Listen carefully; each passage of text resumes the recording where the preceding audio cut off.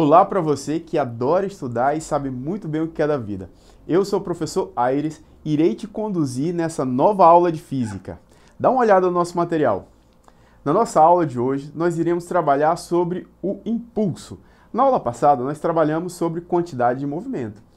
E é legal porque assim, o impulso ele vem depois da quantidade de movimento no ensino de física e a gente vai entender como se processa o impulso levando em consideração a quantidade de movimento. Então vamos lá. O que é impulso? É a medida da variação da quantidade de movimento. Toda vez que o movimento variar, ele vai produzir um impulso. E o impulso é determinado pela seguinte equação. O impulso é igual à variação da quantidade de movimento. Nós sabemos que a quantidade de movimento final menos a quantidade de movimento inicial, certo? Por isso que tem o delta aí. Delta significa na física variação. Então, para a gente determinar o impulso, a gente precisa estabelecer essa variação da quantidade de movimento, certo?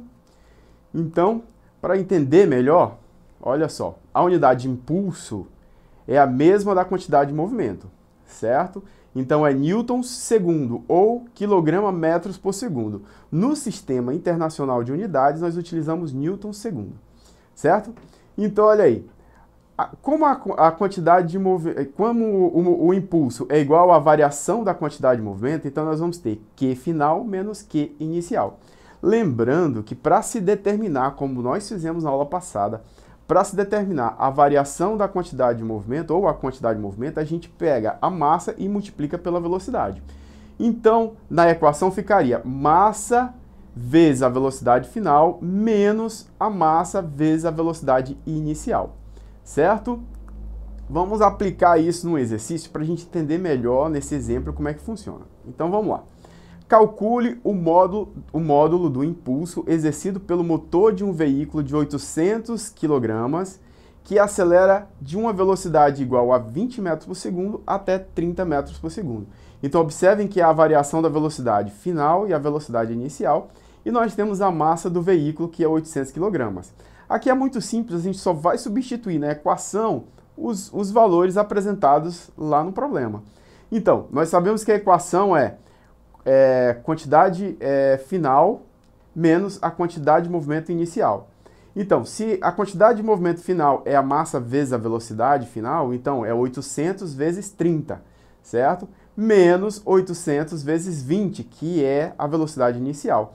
Calculando, nós vamos ter aí 8 newtons segundo. Então é um cálculo simples que nós podemos desenvolver, é só aplicar na equação, tá bom? Então não precisa desesperar, o resultado é bem simples também. O que isso significa para a gente? Ele significa que esse veículo atingiu uma força média de 800 newton a cada segundo, certo? Vamos continuar. Olha aqui esse outro problema. Uma bola de massa de meio quilograma é chutada para o gol, chegando ao goleiro com a velocidade de 40 metros por segundo e rebatida por ele, sai com a velocidade de 30 metros por segundo, numa direção perpendicular. Olha só, notem essa palavra aí, perpendicular ao movimento inicial, certo? Qual o impulso que a bola sofre graças à intervenção do goleiro? Só essa palavra aí, perpendicular, já torna o nosso problema um pouquinho mais complicado, porque não está na mesma direção a intensidade aí. Então nós vamos, se é perpendicular, ela vai formar um ângulo, certo? Um ângulo reto. Então nesse caso a gente só consegue resolver o problema aplicando o Teorema de Pitágoras. Então aplicando o Teorema de Pitágoras nós vamos ter, lembra que o Teorema de Pitágoras é A ao quadrado é igual a B ao quadrado mais C ao quadrado, né? Aqui como nós estamos trabalhando com velocidade, então nós vamos colocar velocidade ao quadrado é igual a velocidade 1 ao quadrado mais a velocidade 2 ao quadrado. É só substituir com os valores aí. Então, velocidade ao quadrado é igual. Qual é a velocidade 1? 40. Qual é a velocidade 2? 30. E eles estão elevados ao quadrado. Então, nós vamos ter 1.000 mais 900. Então, a velocidade ao quadrado vai ser igual a 2.000. A raiz de 2.000 é 50. Nós resolvemos só a primeira parte do problema. Nós achamos qual é a velocidade resultante aí desse processo, tá? Ele chutou com a velocidade de 40, né, e depois foi rebatida com a velocidade de 30. A resultante dessas duas velocidades é 50. Nós estabelecemos através do Teorema de Pitágoras, certo? Então vamos resolver o problema na verdade. A gente sabe que o impulso é igual à quantidade de movimento. Quantidade de movimento é o quê? É massa vezes a velocidade. Então, a massa, o problema já diz, que é meio quilograma. E a velocidade é igual a 50, que nós já achamos no primeiro passo.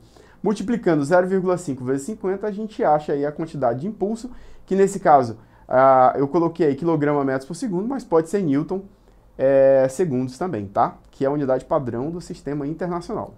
Então, beleza, exercício fácil de resolver, é só prestar atenção na situação, que é um pouquinho diferente devido à ação perpendicular do movimento. Vamos estudar um pouco sobre o teorema do impulso. O teorema do impulso ele vai relacionar agora a força, certo? E eu vou já mostrar um pouquinho o que é força, nós vamos ver força mais à frente também, quando a gente estiver falando sobre as leis de Newton e tudo mais, certo? Então, o impulso também pode ser determinado através da força. Então, eu pego a força e multiplico pela variação do tempo, certo? Então, tá aí a equação, ó, impulso, certo? Que é medida em newton segundo, a força que é medida em newtons e o tempo que é medido em segundos. Todos estão padrão do sistema internacional, certo? Mas o que é a força, né? Não há uma definição concreta na física para o conceito de força, né? Mas é preciso estabelecer que a força é uma grandeza vetorial capaz de gerar alteração no movimento de um corpo e que está associada à ação de puxar, empurrar e deslocar, certo? Então, toda vez que a gente puxa, desloca algum objeto, a gente emprega nesse objeto uma força. Combinado? Então, dá para a gente entender um pouquinho o que é uma força nesse processo. Então, olha só a aplicação do impulso em algumas situações do cotidiano. Por exemplo, os para-choques dos carros, eles são feitos de um material mais leve, né, para ajudar ao impacto do carro. Imagine se o carro todo fosse feito de ferro. Quando ele batesse, o ferro já iria distribuir todo o impulso para todo o carro. Então, o impacto seria muito mais diferente do que ele tendo a sua carenagem diferente da parte da construção do carro. A mesma forma, olha só o boxeador. Quando ele joga um pouco o seu rosto para trás, ele diminui a ação do impacto sobre ele, do soco, e ele consegue reduzir um pouco a força resultante dessa pancada. E quando a gente vai saltar, por exemplo, quando a gente desce depois do salto, a gente tenta vergar um pouco o joelho para impedir que o impacto seja transmitido para o nosso corpo inteiro, né? Evitando que o joelho seja sobrecarregado. Então são coisas que acontecem no nosso dia a dia que está relacionado ao impulso, certo? Então, para se determinar o impulso, eu coloquei aqui a nossa equação em formato de pirâmide para a gente entender melhor. Então eu tenho aí, o impulso vai ser igual a força vezes o tempo, certo? Agora, se eu quiser determinar a força, é só olhar no nosso triângulo, de cima para baixo a gente divide, de um lado para o outro a gente multiplica. Então, olha só, o impulso vai ser igual a força vezes o tempo, certo? A variação do tempo. Mas se eu quiser determinar a força, então a força vai ser o impulso sobre o tempo. Observem que força e tempo são grandezas inversamente proporcionais. Se eu aumentar o tempo, eu diminuo a força, se eu aumentar a força, eu diminuo o tempo, certo? Da mesma forma, ΔT vai ser igual a I sobre F.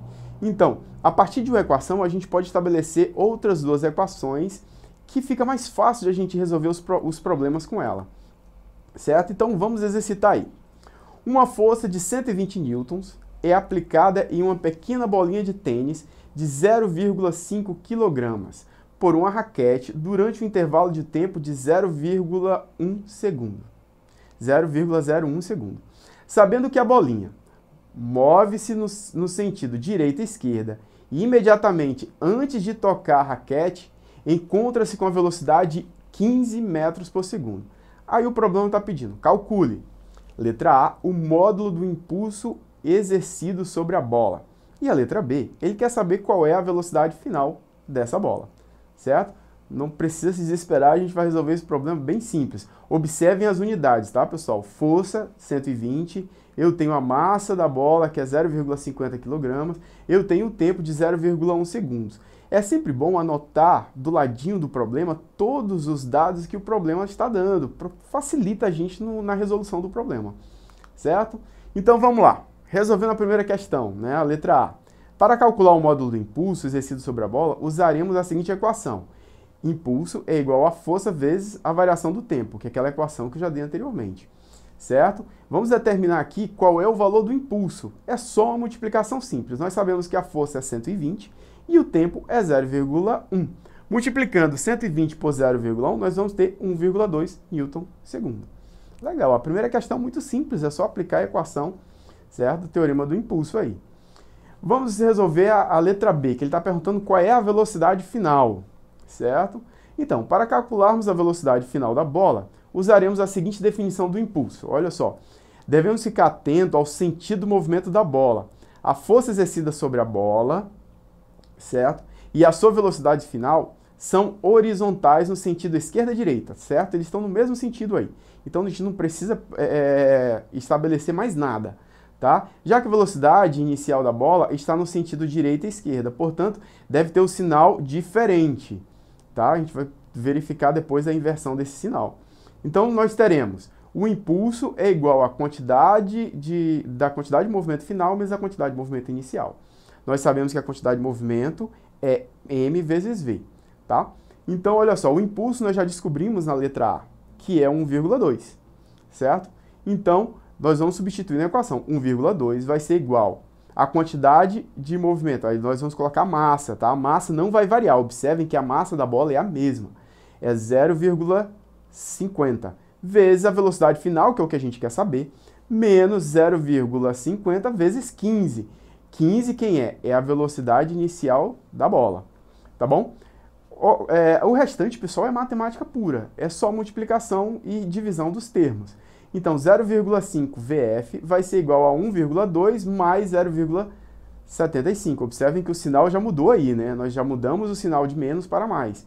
Então, a velocidade final vai ser igual a 1,95 dividido para 0,50, que dá 39 metros por segundo, foi a velocidade final da bola. Ela lembra que na velocidade inicial dela era 15, certo? Então o problema também é muito simples, é só a gente aplicar o teorema do impulso, tá? Que é exatamente a quantidade de movimento final menos a quantidade de movimento inicial. Bem, pessoal, eu espero que vocês tenham entendido direitinho essa questão do impulso. É legal a gente observar como que ele se processa no nosso dia a dia, como que o impulso faz parte do nosso dia a dia. Isso é bastante importante, porque o impulso também é uma força, e a força está atrelado ao nosso dia o tempo inteiro, certo? Eu quero agradecer você por ter ficado comigo até agora.